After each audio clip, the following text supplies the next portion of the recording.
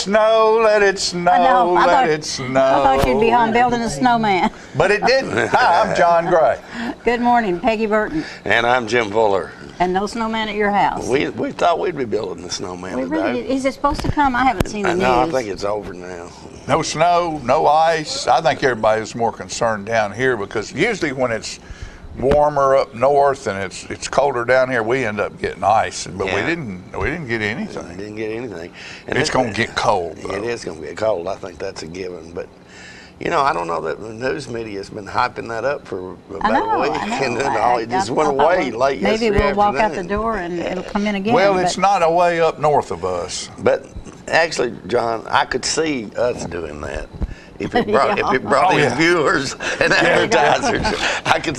It's Just not that I'm not complaining. I understand we have to make a living. Yeah. So they tune in every 2 minutes to check the weather. Exactly. You just said something that's an oxymoron.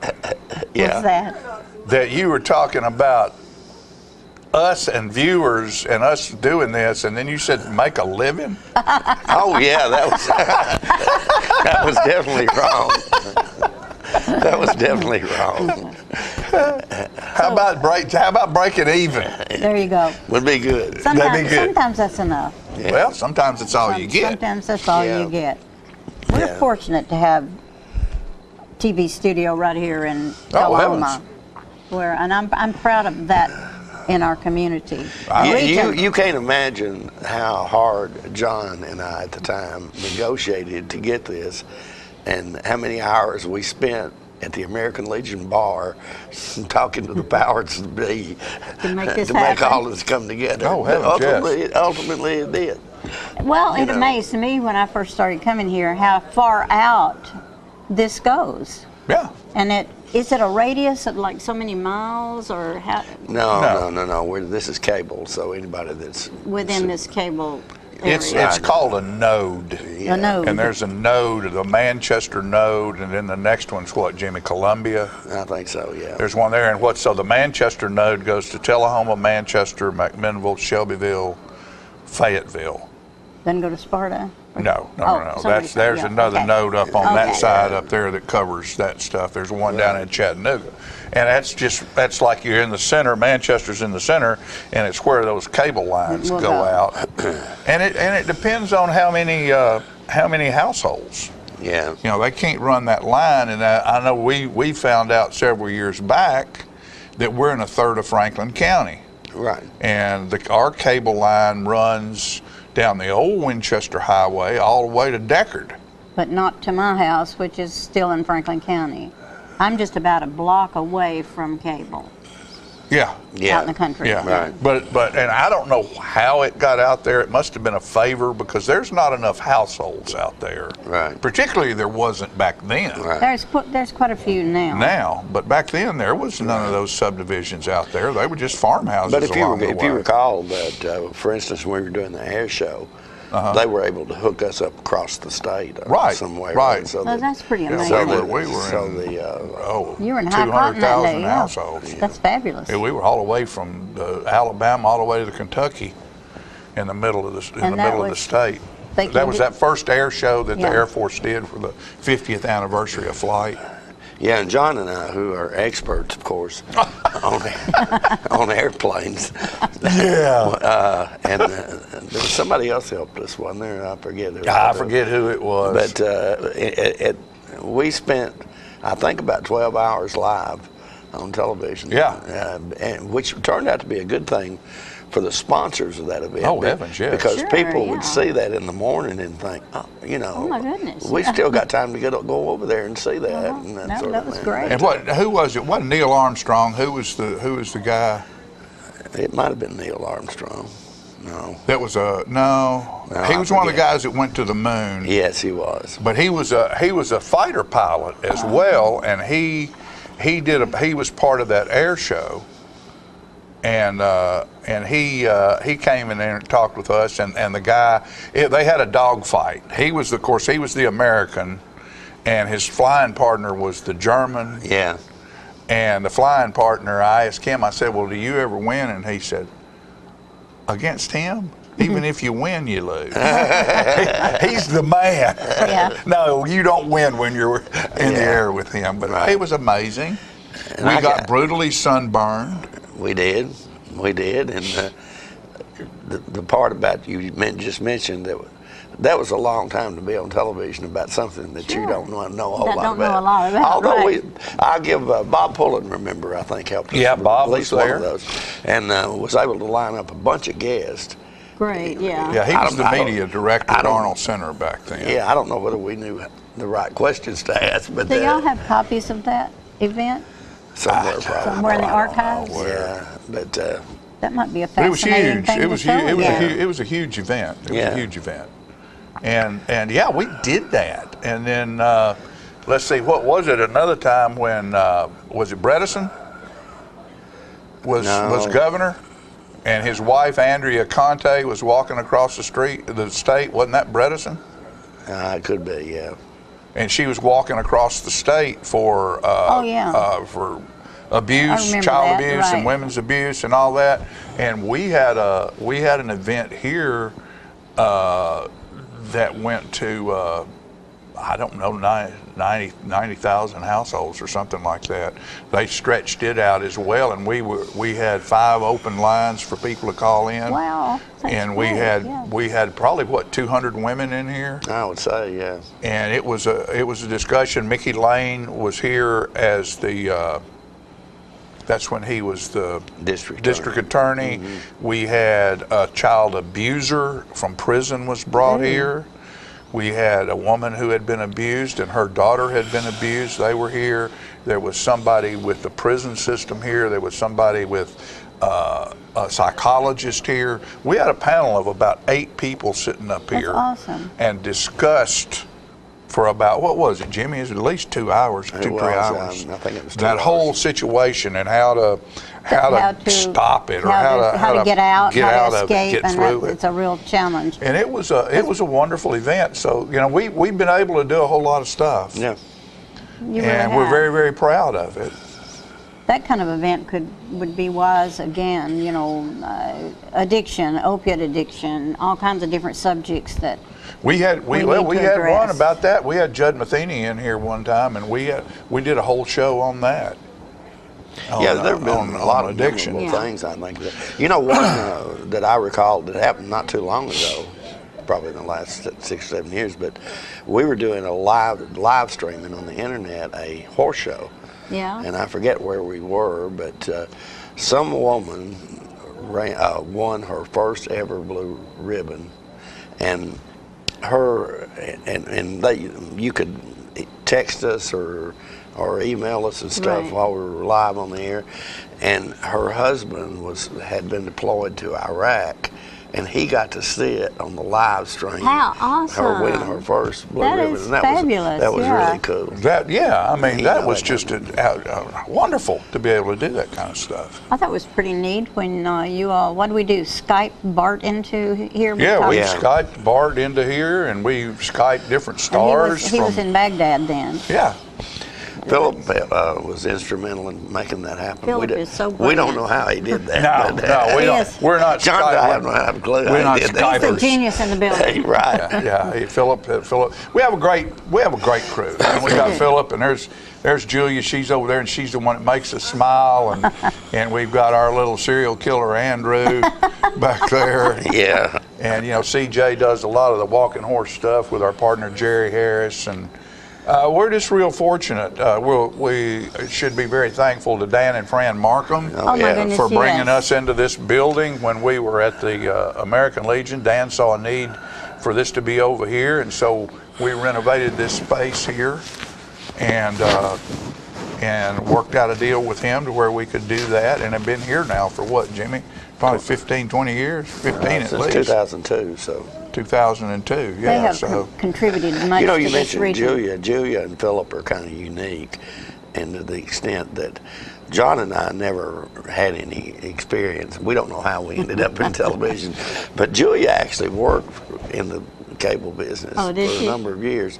And Philip actually went to college. He To has do a, this. he has a Yeah. degree, and even That helps. You know, That In helps. audio. Yeah, In audio engineering. Yeah, matter of fact, he was a sound engineer in Nashville before he came here at Moraine Studios and worked with the Judds and Kenny Rogers and a lot of those folks like Big and Rich.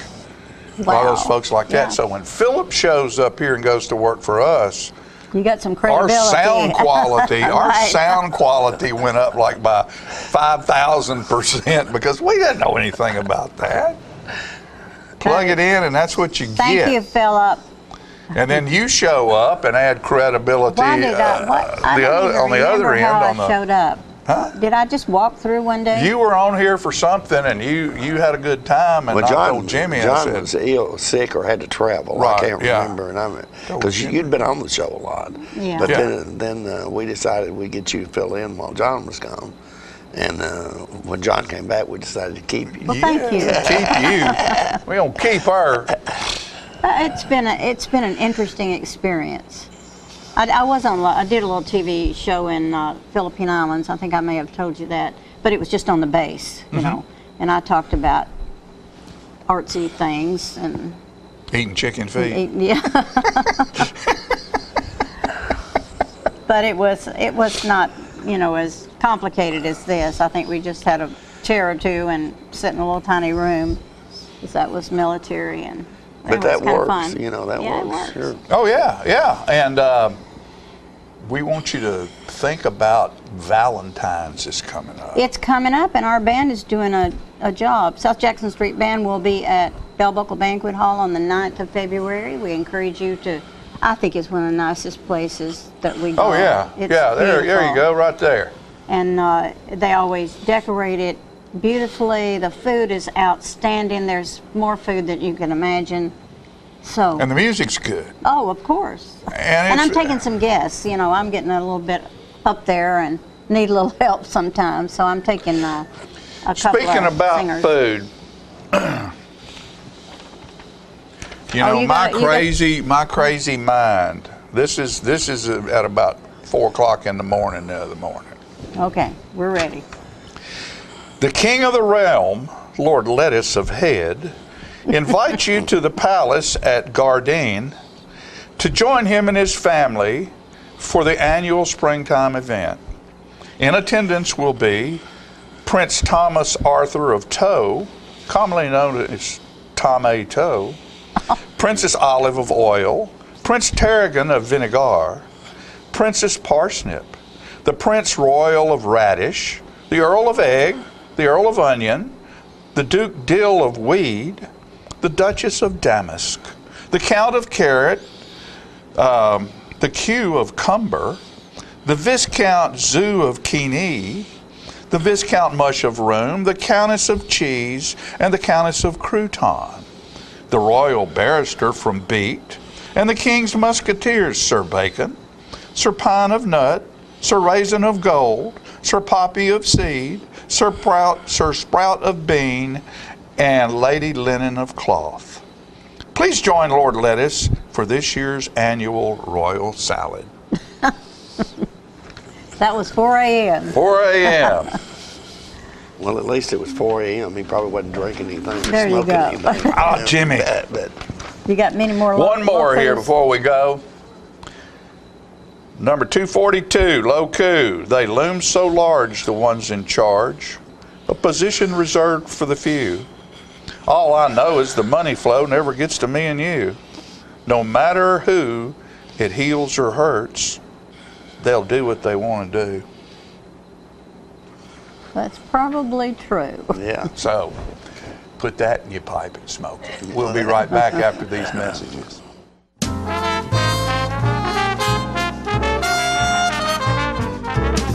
Keith Barnett here at Russell Barnett Kia in Tullahoma. Check out this 2018 Kia Stinger, yours today for only $370 a month.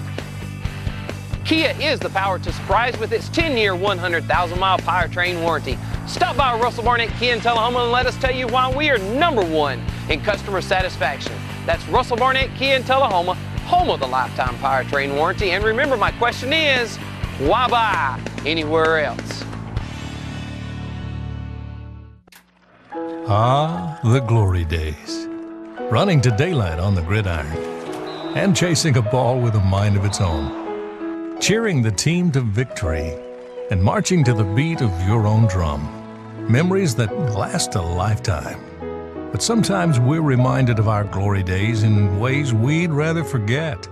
Get back in the game. The rehab team at Life Care Center of Tullahoma is ready to help you live and play well. Get your news first, fast, and free with your news leader on 6 every Tuesday, Thursday, and Saturday nights at 6, 8, and 10 p.m. Local weather, sports, community calendar events, and a comprehensive look at the latest news stories and news makers as only a video news broadcast can do. Get it first, fast, and free with News Leader on Channel 6, your local information network.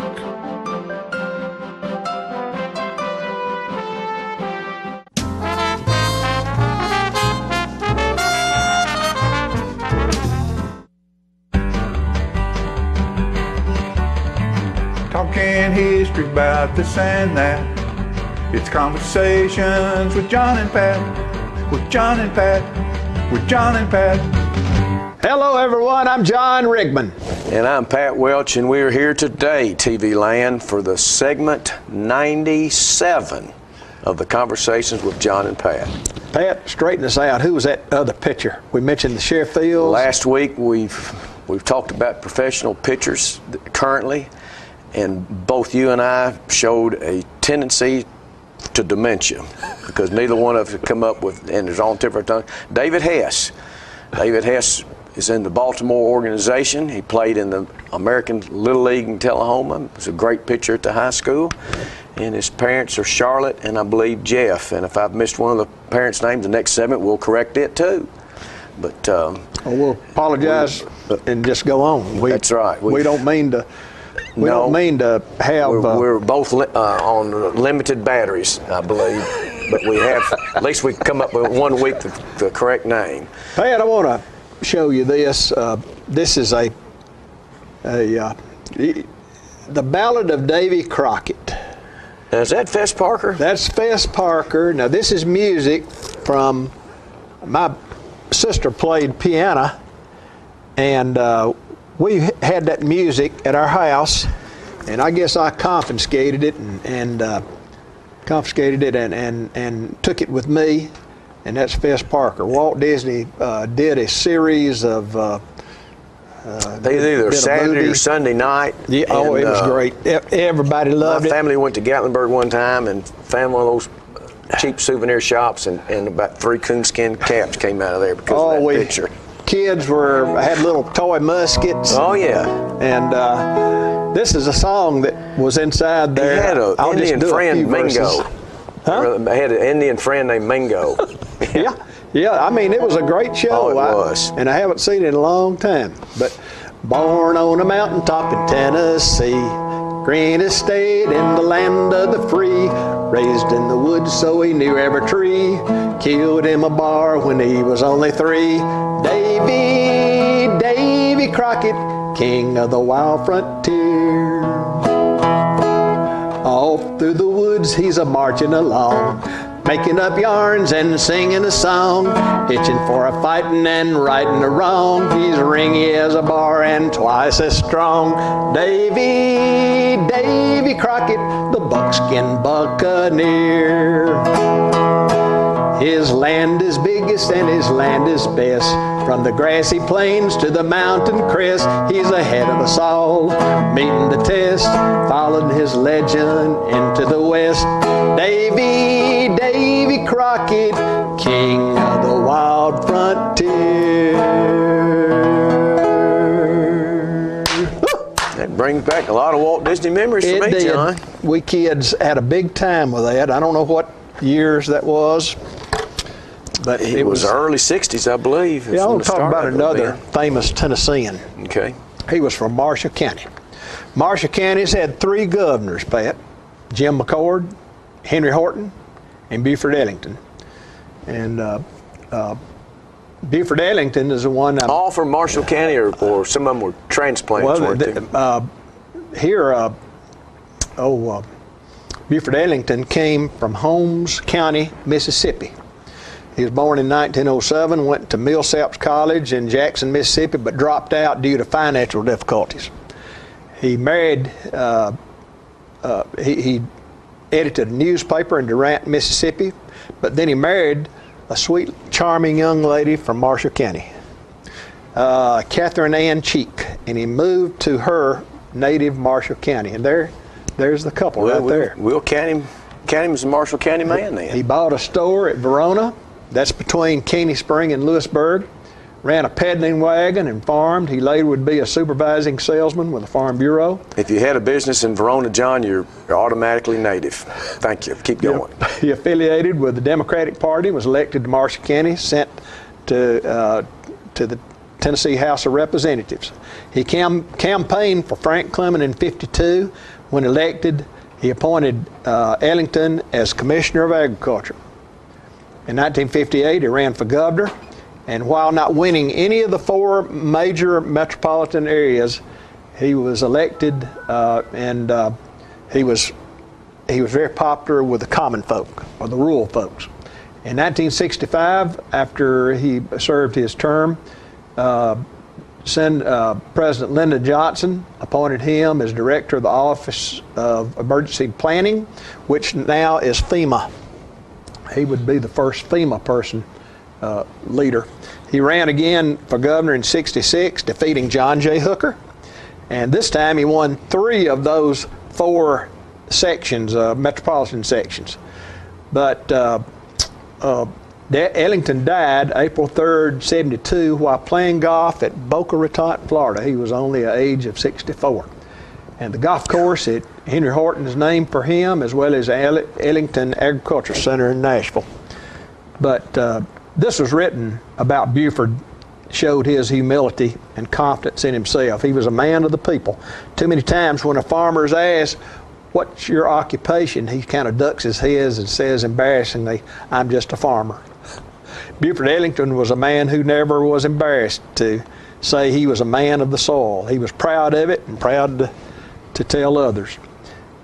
Nor did his family forget his beginnings in the county. He chose, now this is one thing that you and I were I'd seen it before but never thought much about it, but we went over to Chapel Hill, to Lawrence's Funeral Home when Murray Holton passed away, our friend, and inside a little glass case they have pictures of, put up another picture there, there he is with the Farm Bureau group, and go to the next one if you will. And that's when he passed away. And when we were there at the funeral of Murray, or visitation, you noticed in there was such a big... There was a huge write-up. It was like, that's not the first visitation we've been to over there, John. It's like going back in the 40s or something. And I'm not too sure what it says about Chapel Hill when the most thriving business is the funeral home there. But it's a kind of the social... It is. They have rocking chairs out on the front porch. I think that people go out there and discuss the topics of town, even if there's not a body there. I do too. Buford would have his funeral, he'd rather have it here, according to one of the directors of the funeral chapel there, Thomas Lawrence. He said he would rather be here than to have a funeral in a big fine place somewhere else. Well, it had in a really prominent area of the funeral home, he had a write-up and some acknowledgments of this day. And President Johnson, I believe he was there. Let me tell you who was there. They said the Secret Service was everywhere. I'm prepared today. You are doing well. Former President Lyndon B. Johnson with wife Lady Bird, Vice President Spiro Agnew, former Ellington. They had headed the list of dignitaries. Governor Ms. Winfield Dunn, former Governor Gordon Browning, and most of the state's congressmen. Mississippi, since he was from the state of Mississippi, 4 living former governors came to the funeral. Can you imagine all those people coming down to Chapel Hill, that small little town, and having so much going on at that funeral home just south of the town? numerous senators, congressmen, members of the Tennessee General Assembly, and also a fella named Tennessee Ernie Ford was there. I'm sure every farmer in Marshall County will be here, said Ms. Garrett Lawrence, wife of one of the funeral directors, who was a longtime friend with the Ellingtons. The hearse bearing the body traveled from Chapel Hill through Lewisburg to Lone Oak Cemetery. The minister was saying words of comfort to the family under the funeral tent when the feathered friends made good on their title as being the official bird of Tennessee. Their music from the treetops overrode human words for the rest of the gathering. Buford Ellington was home to stay in the county he loved, country he loved. After the governor died, the Nashville Banner went to Verona store one day and interviewed some of the people. Was a cemetery near Verona then? Is that what you're... Cemetery was at Lewisburg. Okay. But Verona, this lady went to the Verona store, and they were sitting around a coal-burning stove in the back of the Verona store Wednesday. They were talking about the man who used to run the store before he became governor of Tennessee. One said, "I've pitched hay with Buford many a time." Another said, "I used to work in the store here for him on Saturdays, and I drove a milk truck for him. Yeah, I used to work his corn when I wasn't in school." On a trip back from the store. That's one of those deals where everybody knew him after he did well. I like this one a whole lot. On a trip back to the store when he was in Washington, this man said he had just got back from a trip from Washington. He came home to Verona. He sat here in the back of the store with some of us and ate Vienna sausages and crackers. He said he felt far more at home than he did here than he did in Washington. I've heard it said, I like this, humility will get you an audience with the king. Buford Ellington remained humble from beginning to end. When he died, it caused quite a stir in tiny Chapel Hill. He was a good man, public-minded, never forgot the regular folks back at his home county. And this is also a tribute to Lawrence Funeral Home, a funeral chapel in Chapel Hill, Tennessee. And they serve, Pat, people all the way over to Rover, to Unionville, over to Laws Hill or Farmington, Caney Springs. And it's just out of that one spot. They only have one. They go wide. College Grove and Allisona, Arrington, a lot of people go there to have their funerals conducted by those wonderful people at Lawrence Funeral Home. The picture and the write-up of the Ellington funeral at Lawrence was really interesting when we were over there. But also there was a receipt and bill for a funeral. I believe it was in the really early 40s, and that was pretty incredible. And they charged the family for a tie at 25 cents, I think. Suit maybe $10. They even had this undershirt, had a price tag on it, and the whole funeral, it probably wouldn't come to $500, maybe something like that, and they gave him 10% discount for cash on the day of the funeral. It was a really interesting We need to wind up but tell one more little short story, Pat, about Murray Holton, the coach at Chapel Hill, who passed away. And we went to that visitation. Now, Murray, for those that don't remember, that we've talked about him several times, he was John's teammate and at Chapel Hill in high school, and he was a very successful high school coach at Forest School or in Chapel Hill. And Chapel Hill and probably our biggest rival, and Lynchburg's probably the biggest rivals each other. They really got after each other, but with real respect for one another. Both fan bases and players have always respected one another. But when Murray died, he had 3 daughters, and one of his daughters went to get a tie because it felt like he didn't have a new enough tie to be buried in. And she came back with a really light blue, Columbia blue tie, and I think they already had it on him. And then somebody said, wait, and Murray's he's not going to be buried in that Lynchburg blue tie and had to go back to the men's store and get another tie. They weren't going to go into the ground with a Columbia blue Moore County tie on. We like them Moore County boys now. That's We've all right. grown up and got over it. That's right.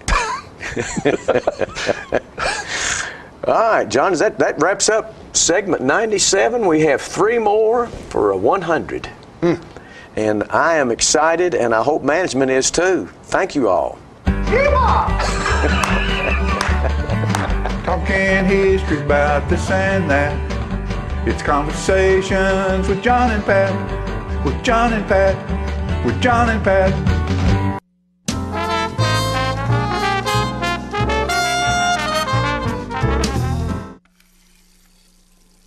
Let me tell you about the toughest guy on earth.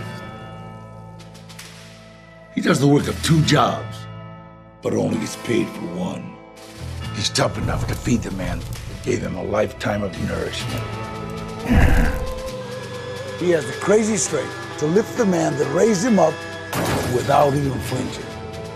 That's right. No employee of the month bonus check here. This guy, this warrior, will always be by his father's side, even if his dad will hardly remember. Good luck finding a gym to train for that.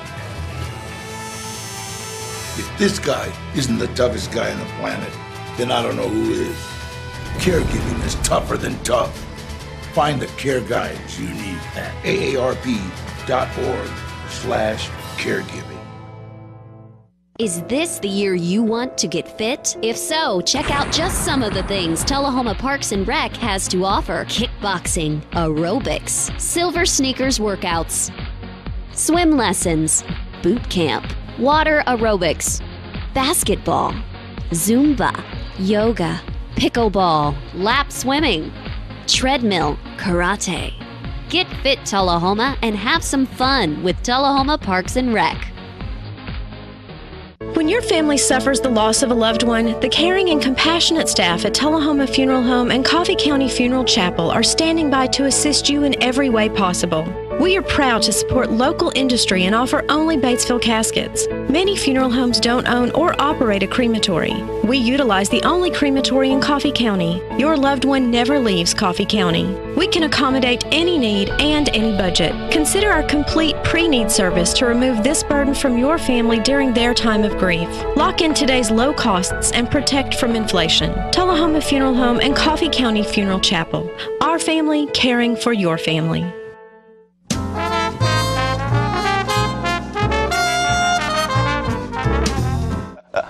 All right, folks, we're back. And, I was mentioning some of our staff earlier, and I talked about my man, Andrew Todd, and I've got Andrew on set with me right now. And, years of service. How many years of service you got now? Oh, gosh. 15 at least. At least, I would say, 15. At least 15 years, And so without folks like Andrew does a lot of running around for us. He goes out and films this and films that, does the city board meetings, and he helps set these shows up and run sound for different shows and things like that. And, one of those people in the back room that make all this happen. We couldn't do this without all our folks that are off camera. Part of the peanut gallery back there. Part of the peanut gallery, that's it. They point, I follow. That's how I do it. But, Andrew's a very, very bright young man, and it amazes me what knowledge is in that gourd of his up there. I don't know how much of it is very useful, but there's stuff in there. But it doesn't make any difference. But the other night, David Hess, one of Tullahoma's graduates and played baseball here and who is now playing professional baseball, had an event, and Andrew went over there to film that event. And tell us a little bit about the event and about David. And what we're going to do is we're going to show you that event in its totality because the room was packed. We usually don't do this, but for a young man from Tullahoma to be in that position is outstanding, and we're so proud of him. So give us a little bit of the information behind all this. Well, it was the high school baseball team. It was their annual gala, I guess would be the fundraiser gala. Deal, and like you said, it was packed. I was very impressed with the amount of people who showed up there. And it was a great evening, and it was very nice to chat with David for a little bit before he got up to speak. One kind of funny thing is when I went up to introduce myself to him, I said, "Hey, David, you know, I'm Andrew Todd. I'm with local TV station here in town. Great to meet you. You know, we're all cheering for you." I was like, I even went down to Atlanta, me and some friends, to see you pitch when you were in Atlanta to pitch. And he was like, "Oh, wow, well, I hope you had a better day than I did." So at least he's got a good, you know, sense of humor, you know, and everything. But, you know, of course, but man, he's a tremendous athlete. And yeah, I mean, who's David playing with now? David is with the Baltimore Orioles. Yeah, they're kind of had a rough year last year. And it wasn't just David. I mean, the whole team didn't really have the greatest of years. But, you know, that's the way it goes. And he looked great in his first. I mean, in his, you know, last year was his first full season in the big leagues, and I thought he looked great, and can only get better. I think. Only get better, and he. Where did he go from Tullahoma, or is that part of his presentation? It is, but he went to Tennessee Tech, and he discusses that a little bit as well. I believe he was a 2011 graduate of Tullahoma High School, and then he went on to Tech, and he discusses that a little bit in the video you're about to see. But it was a great evening, and something we all should be proud of. You know, the Sheffields, Brian Morris, David Hess. You know, how cool is it that this little community could possibly next season have 3 local boys in the major leagues? I mean, yeah, pitching. I mean, how cool is that? Crazy. It's very possible that could happen next season, so pretty cool. All right, well, before we go to that video, I just want to thank you again for all you do, Andrew. Hey, thank you. Thank you. We appreciate you very much. I love what I do. So. And now we'll show you some of Andrew's work. I mean, looking around this room, just seeing everybody and getting to talk to everybody for a little bit, like, this is what it's about. All the things that, you know, the introduction, the description, like, I'm not that without this town. I'm not that without you guys.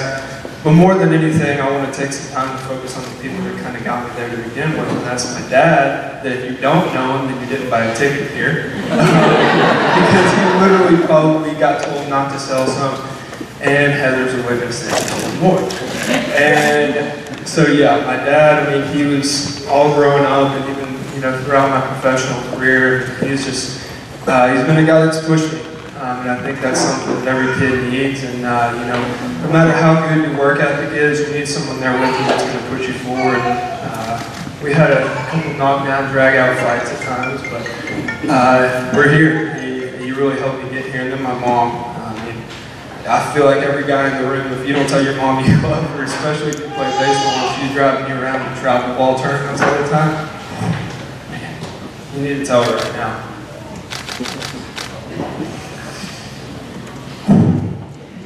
Hang on, that's my mom, sorry. No, I mean, so, and then, I mean, not to mention, like, just all the things that she's done, like Heather said. I mean, she did make a peanut butter and jelly sandwich, and she made me a turkey and cheese sandwich, because, you know, we need a little bit of something extra, but she's, I mean, she's as good as they get. I mean, my sister is sitting here videoing me, because, yeah, so there's that. But I mean, also our siblings, that's so important. Like, you guys have probably seen, if you have any, how important it is to have that good relationship with them. I've been real fortunate to have a sister that, you know, cares deeply for me. And I love her to death, and you know, that's what family is there for. But then on even a broader scale, I got my wife too. I was going to get to that in a little bit, so we'll save a little time in the speech for her. So, but you know, I could sit here and just talk about that. But I mean, looking at this table with all my coaches that I've run, not all of them, but a good chunk of the coaches I've had. I mean, I'm looking just from face to face, and I just see all the ways that everybody in this room has helped me get to where I'm at today. So more than anything, thank you guys. I know I'm standing up here, I have a mic in my hand, but honestly, this isn't about me. This is about Tullahoma. This is about the town and the community that you guys have built, that you guys are. And that I'm so grateful to be a part of, and I'm so thankful that, you know, just the connections that I've made. I mean, my God, there's so many people in here, more people are going to come. You know, like that's something to say about you guys, way more than it is about me. So thank you guys in advance for everything. I know Heather, I don't know where she went to, she's running around. We're going to embarrass her for a second. Please tell her thank you right now for everything she's done. She really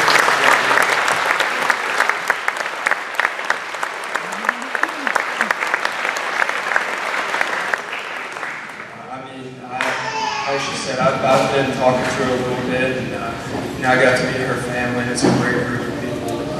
But I mean, that's the work that's been put in for this to come together, for the turnout that this has been. Like, that's an incredible job. Like, well done. That's all I can say. But with all that coming in to kind of wrap back into this, you know, I was sitting there thinking when they told me that they wanted to retire my number. Mike Lawson called me, and it's actually kind of funny. We had just got done with the game, and I had a voicemail on my phone. So I also had 3 voicemails from my dad. His calls, not voicemails, but he's telling me that I really need to pick him up, pick up the phone, and call him back. So I called him back first, and he's like, "You need to call Mike Lawson right now." I'm like, "Why?" And he was like, "Just call him and call me back. Just do it now." And so he was really excited. As you can tell, he gets a little pumped up about baseball-related stuff. But you know, and so then he was like, "Well, we really want to retire your number," and I was like, "Oh, that's quite the honor. Like, more than I can even put into words for you right now." And then Mike was like, "Well, there's another thing I want to talk to you about. We'd really like to have you speak." And I was like, "Are you sure you want me? Have you heard me talk?" I'm not the person you want here. There's a lot better people out there. He's like, "No, you're the guy that we would really like to have up there this year." And so thank you guys for having me here tonight. Thank you guys for allowing me to get here and talk to you a little bit about myself. I don't do very well with that, so hang with me. So, I mean, as you can tell, like, I was excited. You guys have been a great help getting here. And so I say all that just to say the Tullahoma pride aspect. I don't know if you guys, you know, have a lot of connections outside of Tullahoma and Tennessee, but there's a reputation that comes with being from Tullahoma. There's a certain pride that if you don't have it, you're sitting here on a team, the town itself, then you should. It's a special community, it's a special group, and I just really can't say enough about it, but because I can't say enough about it, I'm not going to talk any more about it. So I'll just kind of what I'm going to do is I'm going to talk a little bit about my journey through everything, and what I really want you guys to do. I don't like talking about myself, I'll be honest with you. I need you guys to come up with some questions and answers, or questions. I'll get the answers. I'll try to at least. Because I'm going to go through this, I'm going to talk for a little bit, and I really want it to be engaging for you guys as much as possible. So we're going to have some time where you can ask me any question, and I'll give you the answer. So you can stop paying attention to me and think about your questions now, and we'll go from there. But yeah, so I mean, for those of you that don't know me or know a ton about me growing up, this will probably be maybe a little bit interesting. For a lot of you guys that do know me, it's probably going to be a little boring, so I'm sorry. But I moved to Tullahoma. We moved to Tullahoma when I was about 4 or 5 years old. We came from Florida. It's a little bit warmer there. I wish that we were doing this day where the weather was a little better than it has been the past couple of days, but that's all right. Cold weather's useful. And when we got here, I remember thinking to myself, how am I going to fit in this new place? Because one of the first things when I had just started kindergarten, and I had a kid come up to me on the playground and say, "Why do you talk so funny?" And nothing's changed since then. I still talk the same. People ask me the same question. But I remember just thinking to myself, like, where do I fit in with everything here? Because I'm the kid that came from out of town. I didn't have all the, the connections growing up that some people did until baseball came around and sports as a whole. And so really, growing up, it was really just a time of, just getting connected with people. And I think through baseball, other sports, and who needs school, but I guess through school I got some connections with some friends. Really, I think that immediately you see how special the place is. You see that the community aspect from the beginning. This isn't just a small town. This is a small town that cares about each other tremendously. And you see time after time where people come together and lift each other up and work together. And so growing up was pretty cool here. I think I look back and there's a lot of good things I have to remind myself of over and over because it is just such a long list. And so I got to Little League. And so I actually played for the Orioles Little League team. So I know a lot of you guys know that, and it feels like I can't escape the Orioles sometimes. Yeah, and so I remember, you know, I was just kind of thinking back through some of the things that I learned from playing Little League, and I remember there was always competition. There was always one competition. We were trying to see who could hit the ball further than the other person, who could throw the ball further, and I never won those competitions. So I say all that just to say, if you're not the best right now, then maybe one day you will be. But yeah, so I was thinking something that stuck out to me more than anything. Joey Butog, I know he's somewhere out here. I haven't seen him, so I embarrassed him a little bit, but there he is. There's a quote that stuck with me that he said the first day of my Little League days, I guess. And it was real simple, but it was something that Coach King even alluded to that's so important, and it was simply be early and be ready to work every day. And I think that that's so important, not just from a baseball perspective, but I think just in life in general. I think it's so important every day to show up and give the best you have to whatever you're doing, to whatever is around you, to the people around you, because that's something that builds everybody around you up. And if you get a group of people that's big enough doing that, you're going to have a pretty great group moving forward that's going to impact a lot of people. And so, little did he know that 10-year-old David Hess was paying attention to that, and then we probably had to run laps around the field for doing something wrong, but that wasn't him, that was our other coaches. But I remember another thing too, Little League was just kind of a time where you're learning a lot about yourself, you're learning a lot about who you want to be, and that's always the case, really.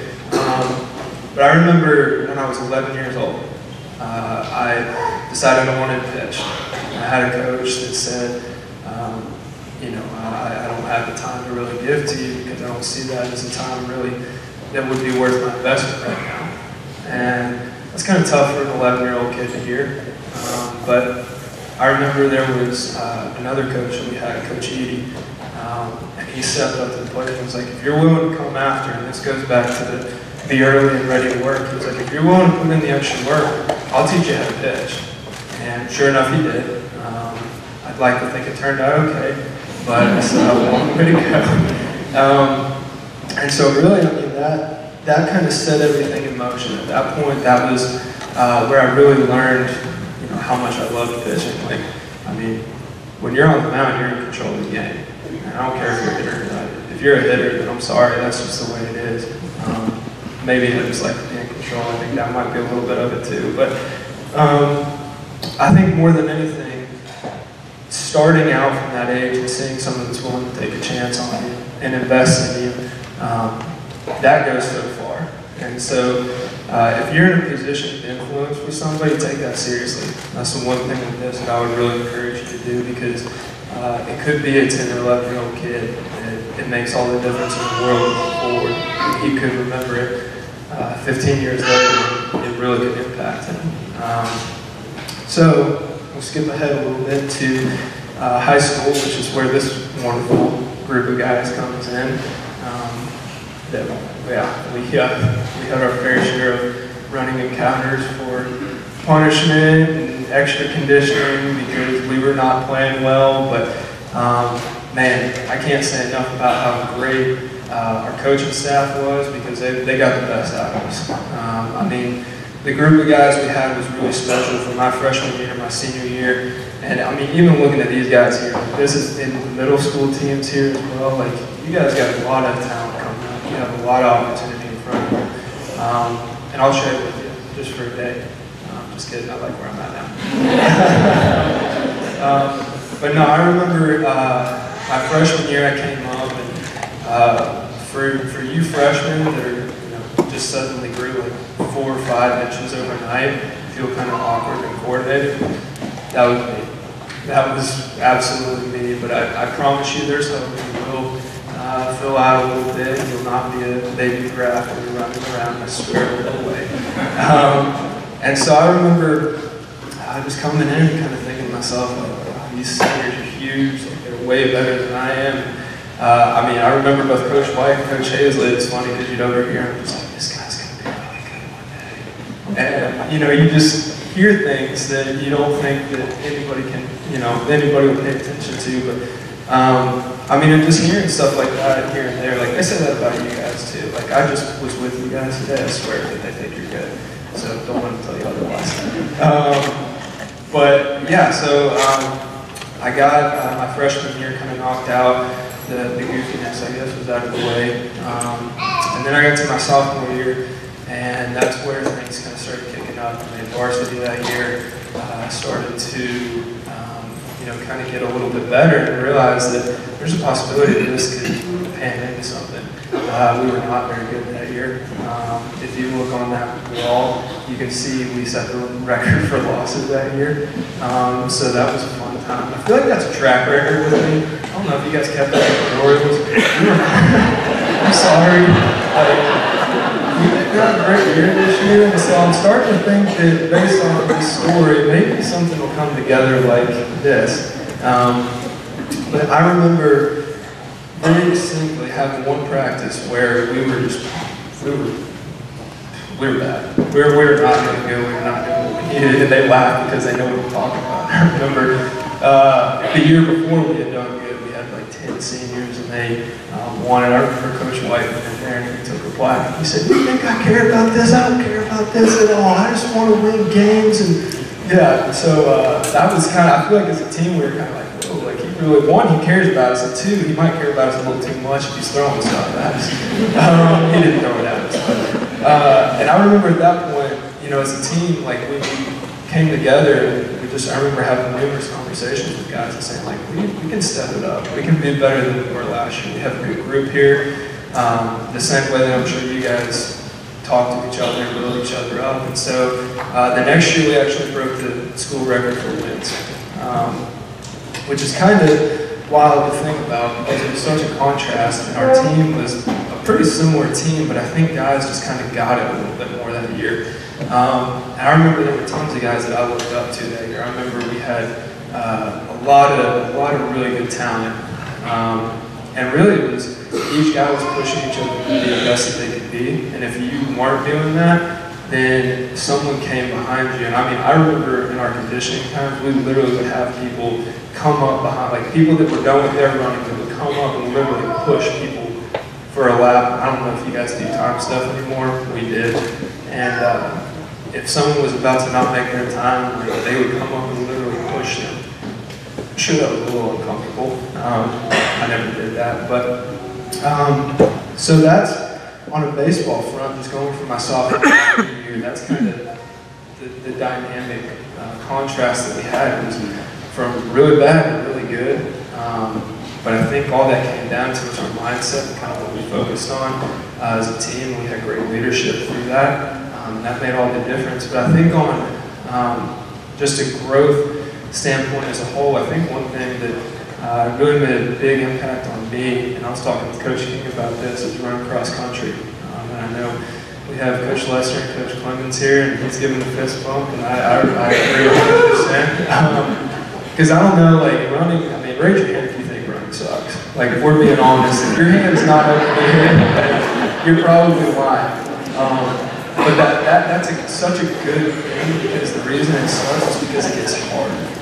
And I think that all of us would be lying if we said that we aren't going to encounter hard times. And what cross country I think really taught me, and I've heard this from other people as well, is it teaches you how to push through those hard times because nobody else is going to do it for you. That's not to say that you don't have a community behind you, because we had an incredible coaching staff there, we had an incredible team, and I swear, like, when I walked in there, if you guys saw me, you'd be like, that kid's running cross country, and then by the time I was done, they're like, that kid's running cross country. But I think more than anything, it just teaches you that no matter what's going on, like, you gotta push, you gotta keep going, because you will get to the end, you will get to the finish line, but it's gonna be difficult. And so I think that really made an impact on me going into baseball, I think that next year, because you realize, like, I mean, when you're standing on the mound, it's pretty wild. Like, no one's out there to help you. You can have a coach come out there maybe once an inning, catcher maybe come out there, but it's a pretty lonely place when you're doing that. And that really helped me, and I think not just on a baseball standpoint, but just as a whole on how to approach difficult situations. There's actually, I really, my wife will attest to this to the fault. I really like Christian Rapp. Craig's one of my favorite rappers, and he has a song that came out recently that talks about this. And it's, you know, one of the lines in it is just saying that every loss is a lesson. And I think it's so important because when you get knocked down, it's not about really what happened to get you to that point, it's what you grow, or how you grow from it and what you do afterwards.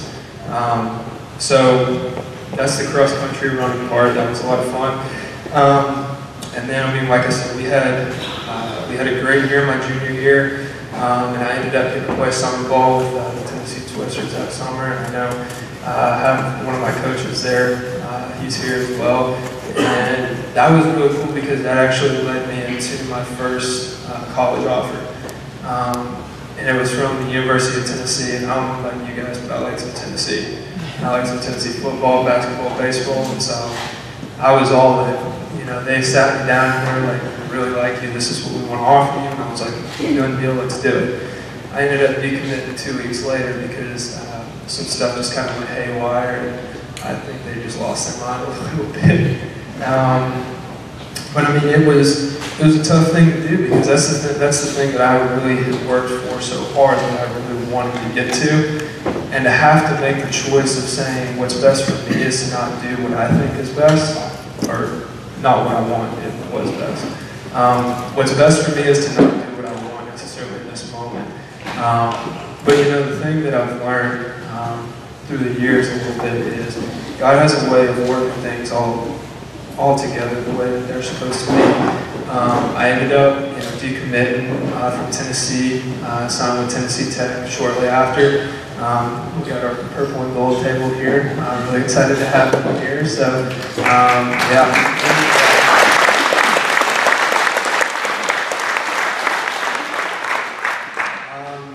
And so, I mean, immediately, like, it seemed like just when I walked onto that campus, it was a no-brainer. I walked on, and well, I got a scholarship, but I didn't walk on. But I walked onto the campus, and immediately I had this overwhelming voice of just, yes, this is it. And so I got there, and I can tell you that was one of the best choices I've ever made because the way everything lined up together was just too perfect for me to think it was a coincidence. That was, without a doubt, where God wanted me to be. So I got onto the campus, and I got involved with a campus ministry called Campus Outreach. And that, I made a lot of great relationships, had a lot of good friendships through that. And I think that kind of was important for me because it also set the groundwork for going forward, what I wanted to focus on, because college is where you really become who you're going to be. There's a lot of changes going on, you're on your own, there's responsibilities. And let me tell you, 6 a.m. workouts, that's responsibility right there. Because if you're late, it's not fun. I'm sure Coach Holmes is shaking his head, he does. It's, you don't want to be late for your 6 a.m. workouts. And so then you're balancing out just your social life, you're figuring out what everything looks like. Just as a 20-year-old kid, it's just learning how to walk through everything on top of balancing schoolwork. Again, who needs school when you have baseball, right? But the thing, more than anything, I think, there was, again, I feel like I just picked these one-liners out of everything that happened, but there was a guy named Mark Mayberry there, and Mark Mayberry is awesome. He played at Tech, he ended up playing pro ball for a little bit. He's a pretty knowledgeable guy, really. I know you guys don't know him, but you should. If you have to go to Cook, you'll find him. But he told me my freshman year, he sat me down, and I didn't know this guy. He just kind of came out of the blue. I met him, that afternoon. He sat me down and said, I've been watching you. And I was like, okay, well, now I'm a little creeped out. I've been watching you in the field, and you've got what it takes. I was like, I don't even know what you're talking about right now, but I'm still a little creeped out. And he was like, you have the opportunity to be one of the best players to ever come through this program. And I don't say that to make myself sound great or anything like that. I just say that to say that people around you always, they see things that you can see in yourself. And really that stuck with me because it ended up, I don't think I was the best player to come through, but I ended up until this year, being the highest draft pick out of Tech in the history of the team. And so that was a big accomplishment for me because I felt like it was almost a self-fulfilling prophecy kind of type thing that he gave me my freshman year. And I think when you can look at my stat sheet for college. I had a pretty rough freshman year, decent sophomore year, and a pretty good junior year. And I think more than anything, what I took away from it is really things don't always look the way you expect them to be. And the path to get to where you want to be is not usually a straight line. There's going to be a lot of wiggling around. You're going to learn stuff as you go. There's going to be stuff that changes and stuff that you didn't expect to come up. So really you just got to be flexible. The whole bend don't break type thing. And another thing is, I remember my freshman year, I took a couple spots from maybe some of the seniors, and that didn't sit so well. But I had to learn pretty quickly that it's okay to be who you are, and you don't need to be ashamed of that. You don't need to be afraid to just be who you are and stand strong in that, because we're all designed to be uniquely who we are. We're designed exactly how we're supposed to be, and whatever that looks like, live it out. Write it out as hard as you can, because no one else can do what you were put here to do, and no one else can do the things that you're supposed to do. And so I think pretty quickly on I learned that, and then this is the part where I do get to talk about my wife, because I did meet her when I went to play summer ball one summer, and that was pretty awesome. It was the middle of nowhere town in West Virginia, and I remember this is another reason I think that everything lined up, because I wasn't supposed to go play summer ball that year. I had hit the inning mark that they wanted me to get to, and they told me no. And I had made plans for the summer. Again, stay flexible because plans change. And I ended up going there. I was there for 2 weeks and we met. And well, she married me, so I guess she saw something in it. But yeah, we've been married about 2 years, and she's still with me. She hasn't ripped my head off. I'm sure there's been times where she's wanted to, but I mean, that was in itself, just being put there, that just even affirmed that exactly where I was supposed to be, God was lining that up to be exactly what it was meant to be. And so then, you know, after we met that next summer, I ended up getting drafted in the 5th round by the Orioles, and that was a weird process, let me tell you, because the Orioles they didn't really, I guess, talk to us much early on, so they kind of came out of the blue a little bit. We were, you know, just kind of sitting around, and I actually had gotten really mad, and this sounds a little shallow, but I was mad that I didn't get taken a couple picks earlier because they told us they were going to. So I actually had just walked out of the room, and I was frustrated, and got up to go pee real quick, and it got so quick, maybe break the toilet while I was in there. And, yeah, you guys are supposed to laugh at those jokes. But yeah, and so as soon as I got up, I'm walking out of the room, and I hear the Baltimore Orioles select David Hess out of Tennessee Tech, and my first response is, why did my name just get said? And then it was like, oh my God, my name just got said. So it was kind of a surreal thing because I still had to pee, but I was also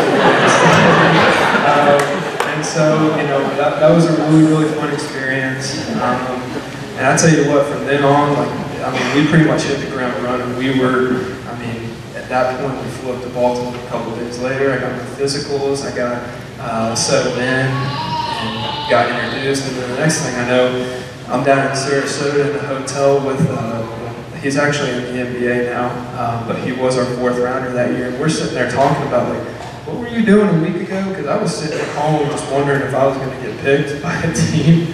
And so that was a lot of fun. But so when I got drafted, I went to short season. This is a very complicated process. I apologize in advance for the minor league lingo that may not make a ton of sense. Like, it's a lot. So I went to our short season team, which is where most guys out of college will go to. Then I did well enough and made the All-Star team, and I went to our short season, or our low A team, and I finished out the year there, and that was good stuff. Then I got to the next year. I started out high, didn't do so hot initially. And when I say didn't do so hot, like I didn't do so hot. I'm sure they were like, are you sure this guy should be here?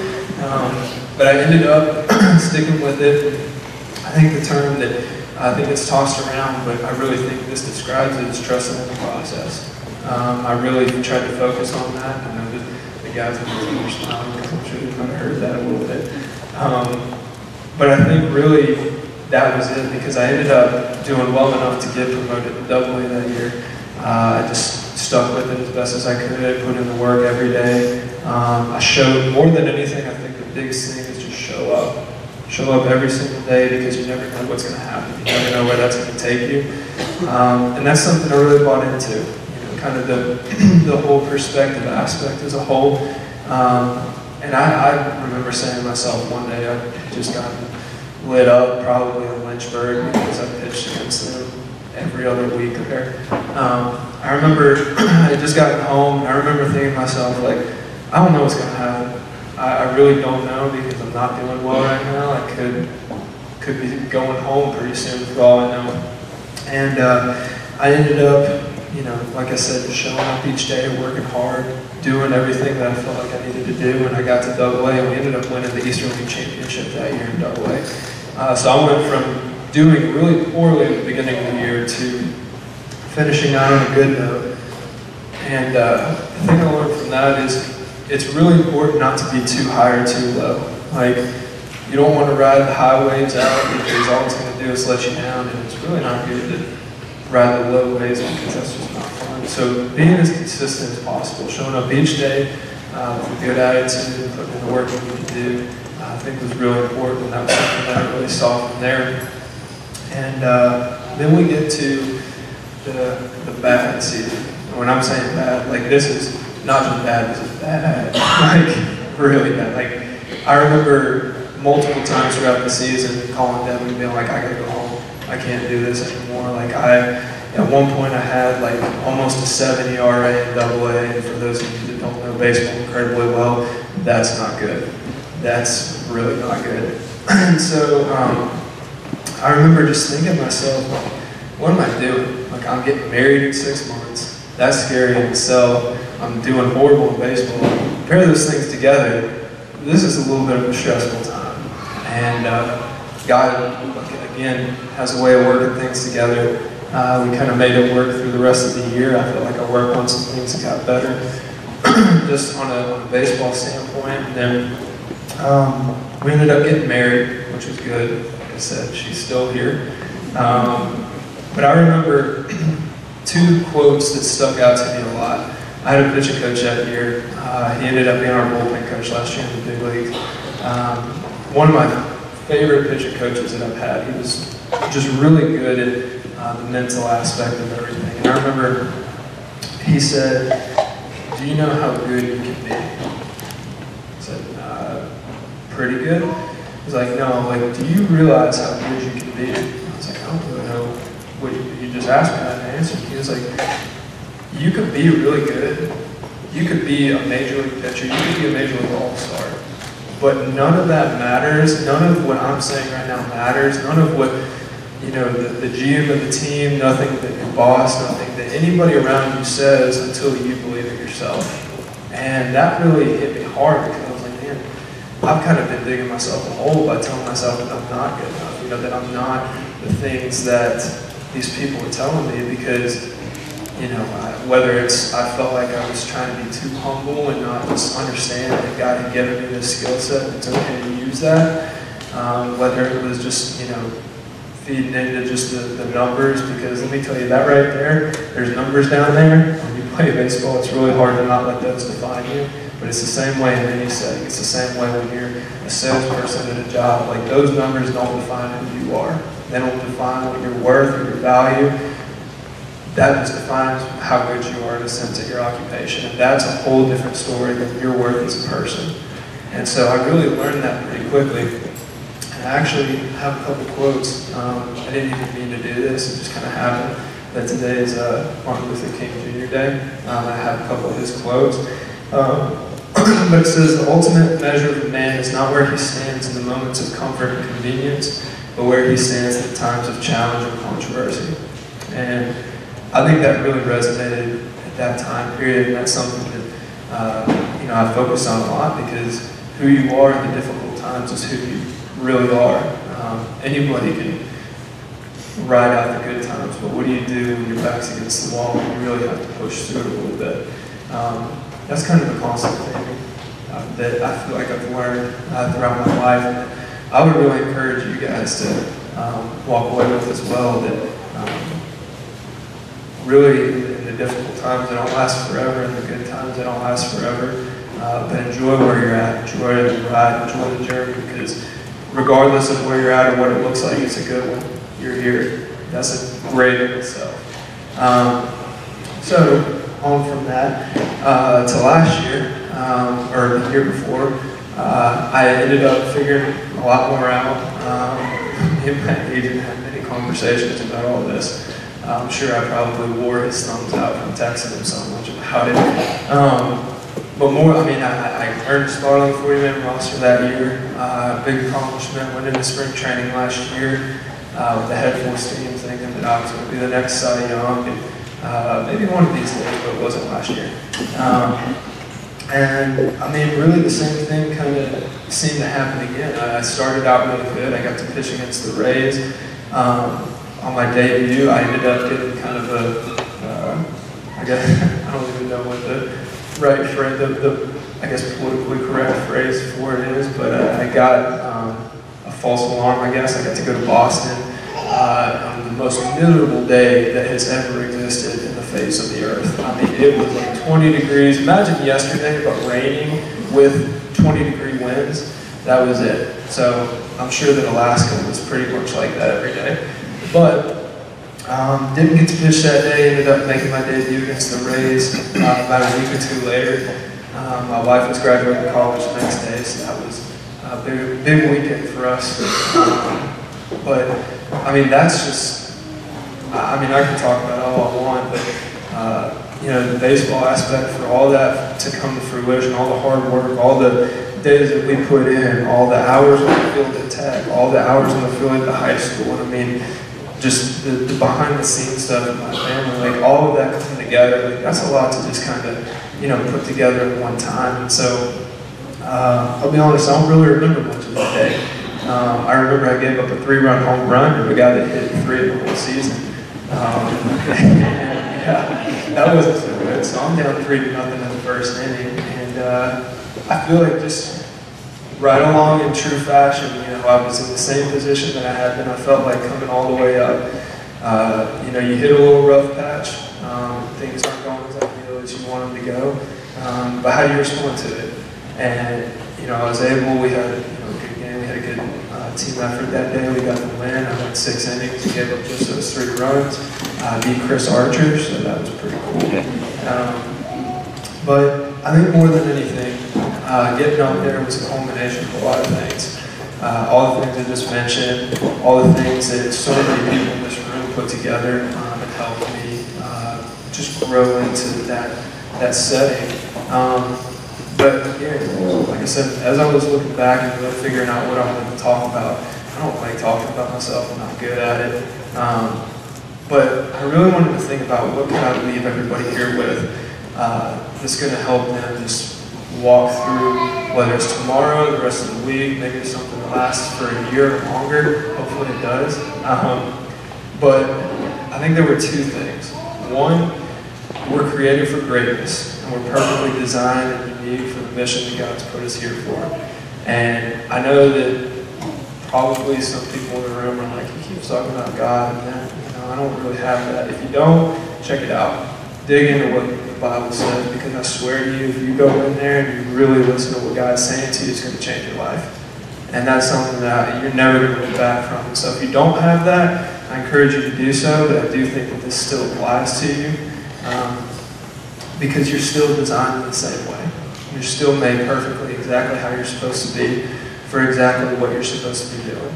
And I think also perception is reality. How we perceive things is exactly what we're going to live out, and it's what we're going to believe.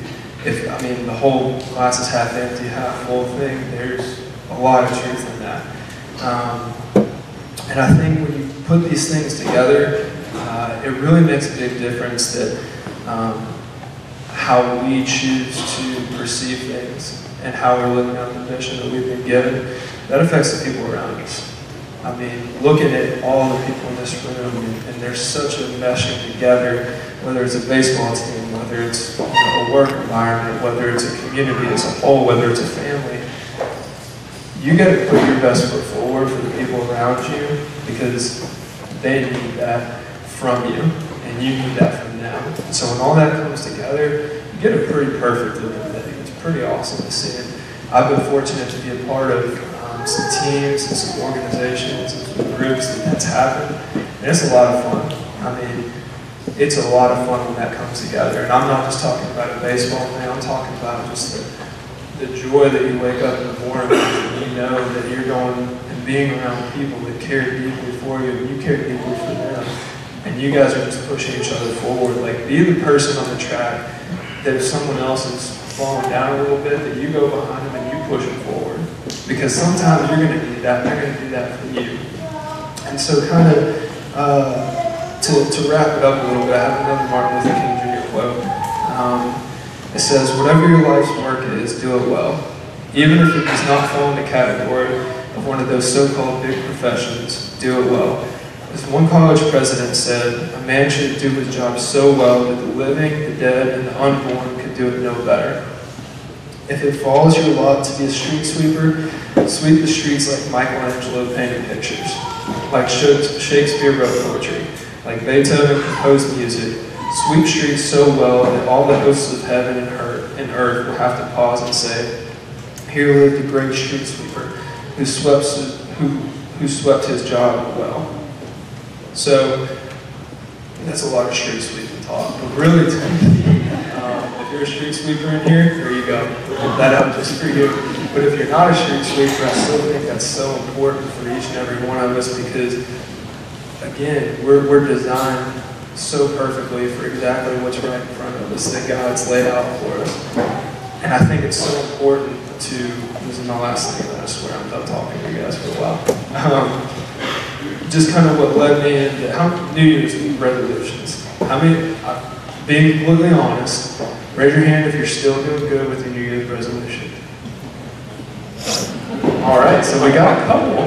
Congratulations to you guys. Like, yeah, please clap for it, because that's impressive.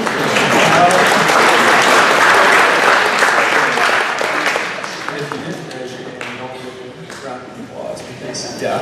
But this year I kind of thought about doing something different. I was thinking, like, I don't really want to do a resolution that's just to burn out. I was like, what do I want to do? And I just thought about each day, what can I do? What are little things that I can do to kind of, I guess, do the same result as a resolution without the title of that. So I would really encourage you guys to join me in this. And it's simply just maximize every single day. So whatever that looks like, if you wake up on the wrong side of the bed, find a way to do something nice for somebody that day.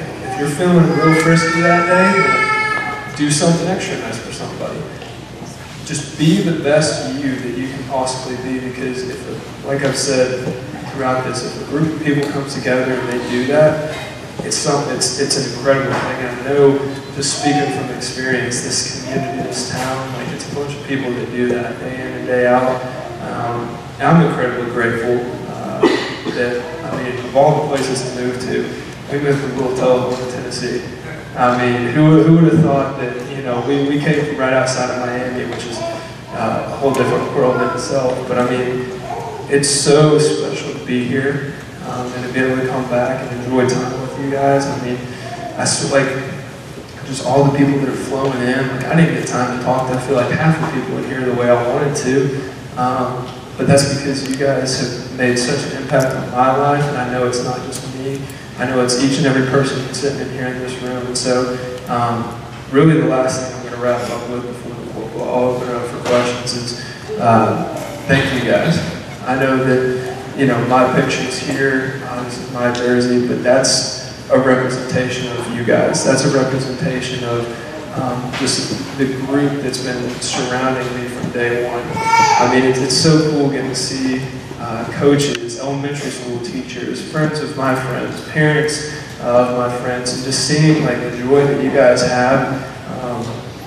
And somehow I'm the one that's bringing that to you right now, but you don't realize that you bring that to me every day. And by bringing that to me, like, I'm just really grateful that I can reflect down on you guys a little bit. So that being said, I want to hear what you guys want to know, because I want to talk about that more.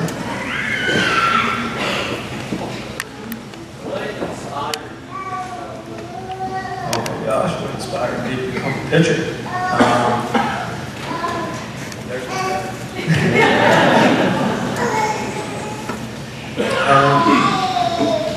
That was a good question. I was going to say, I challenged Jackson earlier to come up with a good question. He did. That's a good one. But I think what inspired me to be a pitcher is, in a sense, I think it was just something that I saw a lot of people doing and I was interested in. And as I kind of grew into it, I realized that I was pretty good at it. And more than anything, I think when you see you're good at something, I think you want to be the best you can possibly be at it. So then we started watching videos, and I mean, you see on TV, like, well, I'll ask you this is probably, I think, the simplest answer. When you watch a baseball game, if you don't watch a baseball game, then that's a whole different story. When you watch a baseball game, who's the camera on every single pitch? Why would you not want to be a pitcher? Like, look at the, I mean, and then you go, like, look at the contracts he's got. That's nuts. Why wouldn't you want to be a pitcher? So, I would say that that's a pretty big gap. David, I want to know from your perspective, when did you quit being a thrower, which we know, people start out on the mound because they can throw hard, okay, and become a pitcher? Yeah, so I think for me, I think that hits everybody at a little different time, but I think for me that really kind of hit college a little bit, but I think pro ball was where it really came in, because like I said, that was pretty much the reason to struggle, because when you get to a certain level and you realize, like, it doesn't matter how hard you throw, you got to be able to utilize your stuff pretty well. You kind of either sink or swim at that point. So I think, like I said, in college, I would say hit a little bit, but really I would say once I got to probably high A or double A, it's where it really clicked with me. Like, you got to utilize everything that you have and work on being perfect with each pitch. Have I gotten into a lot of fights?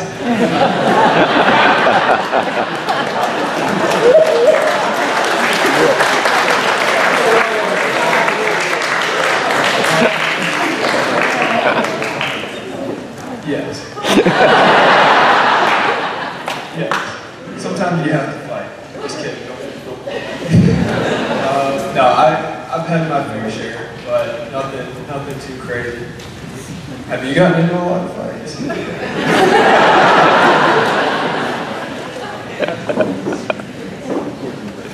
I will say that this doesn't just have to be baseball related, so if you're interested in asking anything else, feel free to, because I have a lot of other interests as well. What are your other interests? Well, the one that drives my wife the most crazy is I really, like, I'm a little bit embarrassed at the extent of this, but I really like Star Wars.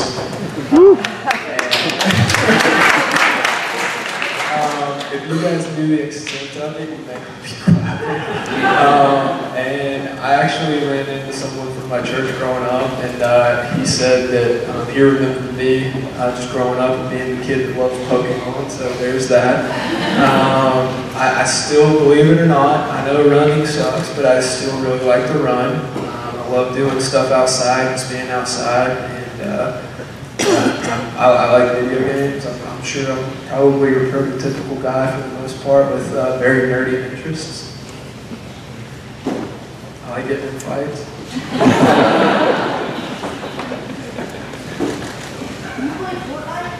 Do I play Fortnite? No, I don't. But I'll start playing Fortnite if you guys want me to. No, for whatever reason, I just couldn't get into Fortnite quite so much. I don't know why that was the case. Yeah. I'll work on it for you though.